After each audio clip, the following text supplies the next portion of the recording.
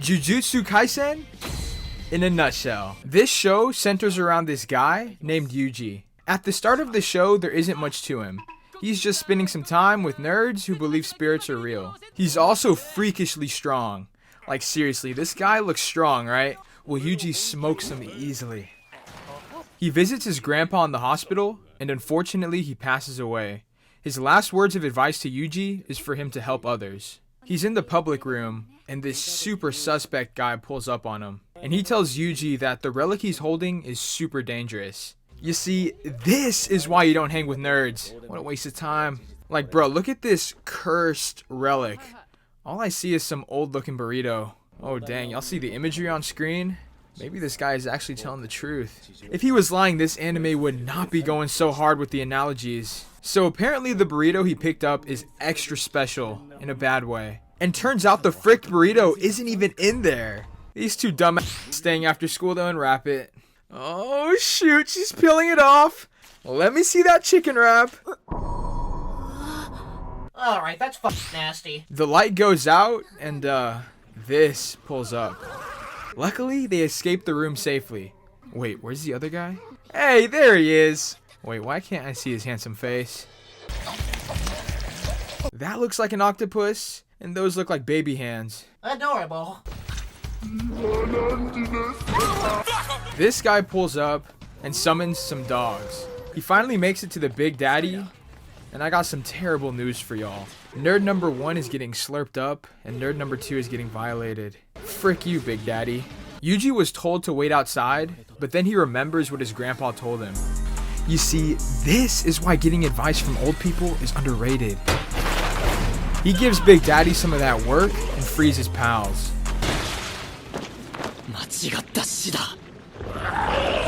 Why do you still exist? Somebody please! Y'all see this right here? Look at their tails wag as they eat the gummy worms. Such a beautiful scene. Ah, yeah, that's the stuff. So it turns out if you eat that finger, you might get possessed. Within a few seconds of hearing that, another cursed spirit shows up. And yeah, this thick ass thing looks pretty powerful. Yuji tries to save the day again, but it's not so easy this time.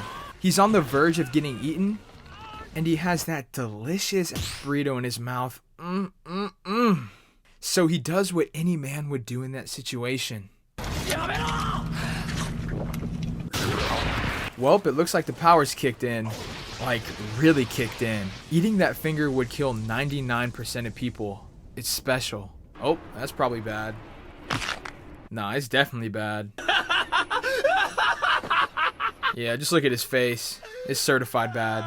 I remember when I first watched this episode, I was like, dang, this about to be one interesting main character. But no, Yuji manages to gain some control. Megumi has no idea what to do, but then his sensei pulls up. He tells Yuji to let the curse take over for 10 seconds, and is straight up chilling against it. This anime is letting us know out the gate, this character is just different. Why they call you snap? Cause I be snapping. Catch a oppin', we gon' fold 'em like a napkin. Hey, I love napkins. Turns out the fingers are indestructible, but can be destroyed if a vessel holding them is killed. So Yuji is gonna gather and eat all of the fingers and then get killed. Cause being able to become a vessel of that strong of a curse is next to impossible. It's basically like ordering a double bean burrito at Chipotle or some loaded tacos from Jack in the Box and not having to He eats another burrito and is on the brink of browning his pants.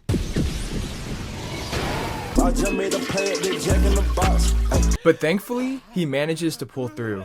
Yuji is walking with Gojo, and he tells him that the curse Yuji is holding inside him is Sukuna, and that Sukuna is one of the strongest curses ever. Like, we're talking king status. After all of that butt kissing, Yuji asks who would win in a fight between the two of them.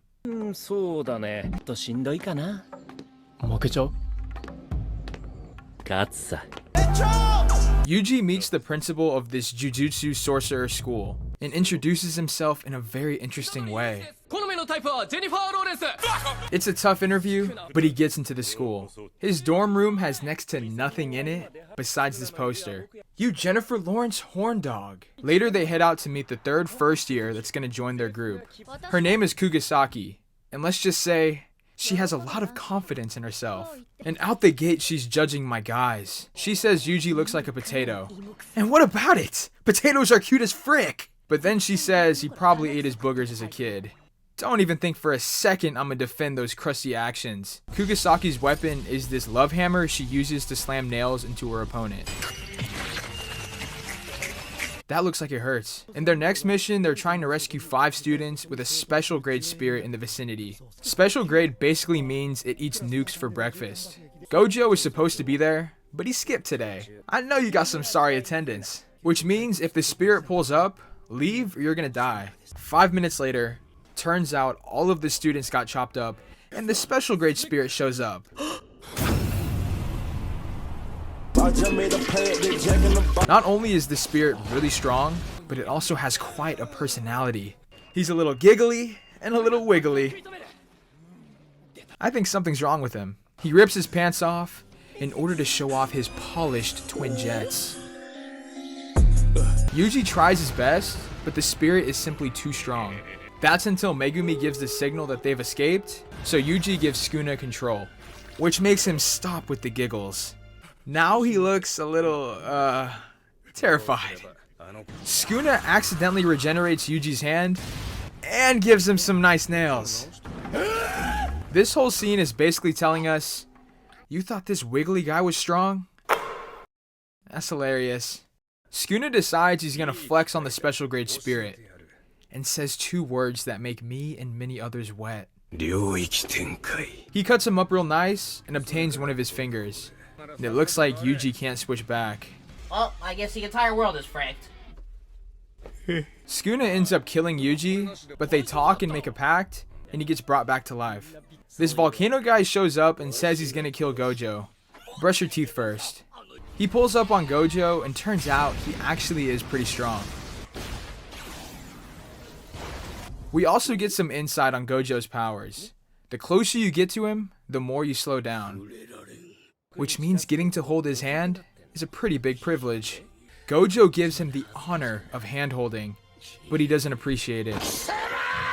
So he proceeds to smack him. He also warps Yuji over so he can observe the butt-whooping for knowledge. And let me just say, this man Gojo got a different type of confidence. He got the volcano dude on a different level of heated. He says the 2 words, but it does not look as cool coming out of that mouth. Domain expansion is basically when you construct a domain full of a cursed technique. And one way to get out of it is to lay out your own domain. Gojo takes off his blindfold and says the words, Aight, now I'm aroused. Bro, that's what his eyes look like? Aight, now I'm even more aroused. Gojo's domain expansion is pretty complicated to explain. Basically, he makes his opponent feel like they just saw their parents naked, rendering them completely helpless. And in this state of helplessness, Gojo rips his head off. This flower spirit pulls up and manages to save the volcano head though. Kugasaki and Megumi are running errands, and these 2 people pull up. The girl says some mean stuff about Yuji, and the guy asks Kugasaki the question of the century. What kind of woman is your type? For me, it's gotta be a faithful girl, a wholesome girl, and a girl that is kind and caring. For this guy, it's a tall woman with a caboose. Look at what happens to his eyes when he talks about his type. Somebody's horny. This gentleman's name is Aoi, and he says if Megumi answers this question incorrectly, he'll beat the shit out of him. Megumi fires off the golden phrase, it's all about the personality. And,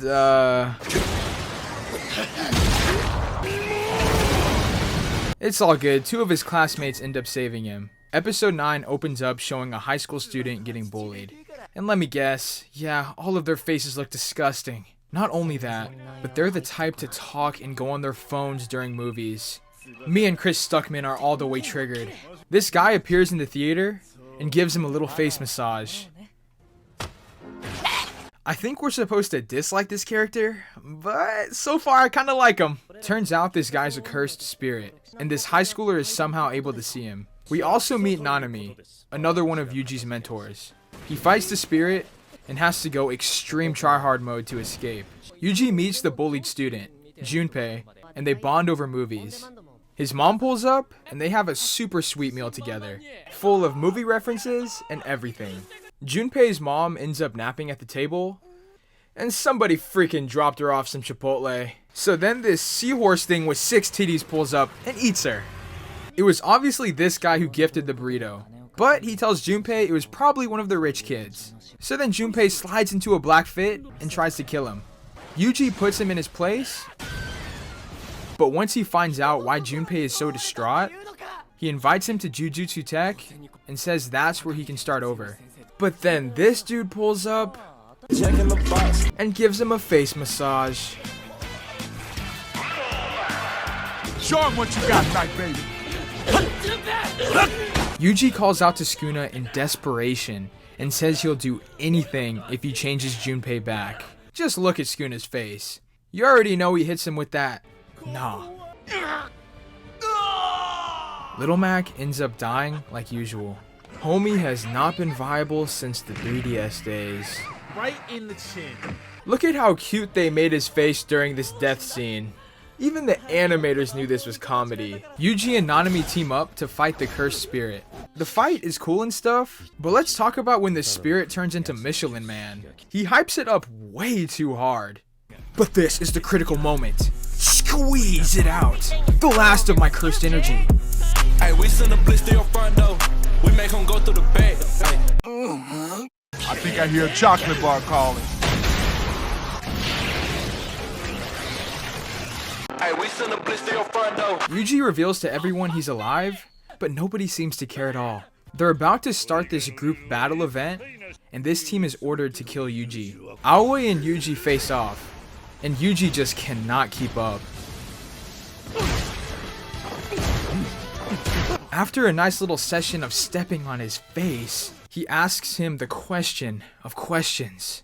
What kind of woman is your type? Yuji pauses for a second and does some intense horny pondering until he delivers his answer. This answer causes Aoi to secrete mucho mojos all over his face. After some more fighting, he calls him this word. I'm pretty sure even my dog that doesn't exist knows he calls him this word, so I'm not going to talk about it. Some cursed spirits manage to invade the event, one of them being the flower spirit. And when I tell you she wipes everyone in sight, I mean everyone. Even Section 80 Kendrick Lamar. Yuji and Aoi pull up and get some 2-on-1 action. And it's apparent that Aoi is helping Yuji get way stronger. He even teaches him how to use Black Flash. Basically, you concentrate so dang hard, you start freaking drooling. And then you bust on the opponent. And then we get an Aoi flashback. Turns out when he was in 3rd grade, he was beating up high schoolers. That does not surprise me at all, bro. This dude maxed out on testosterone. He considered his life pretty boring at this point. But then this woman pulled up and changed his life forever. After a whole lot of intense fighting, she decides she's gonna say the wet word. But gets interrupted by Gojo looking sexy as frick in the air. Just when I thought I couldn't like Gojo anymore, he hits her with the Mouse Paint by Ellen Walsh Special. The Yo Pierre Special. This has got to be one of my favorite anime attacks ever. And I think y'all know why. You're making my eyes water, son. The 3 of them go on a mission, they are successful, and they all graduate kindergarten and make it to 1st grade. Oh, yay! Nice job, guys. Was that a little too easy for you, son? I've been planting seeds, better not leave as I grow. I still have everything I dreamed when I was broke. I can't even lie. I got big respect for Aoi's persistence. He tells Yuji he's gonna confess to Takeda. This is Takeda. Yeah, he's living life on hard mode. Yuji's like, please don't do that. You're for sure failing that mission. And he hits him with, what fool thinks of defeat before even trying? With that attitude, you already know it's gonna work out. Dang, she ripped his love letter right in front of him. I'm already in love with someone. They chillin' afterwards, and he asks another question of all questions. Any chance that person is me? That's the kind of persistence I'm talking about. Yuji shuts that sorry down though, and they go for some ramen. Homie love. Very creamy, very cheesy too, and thick.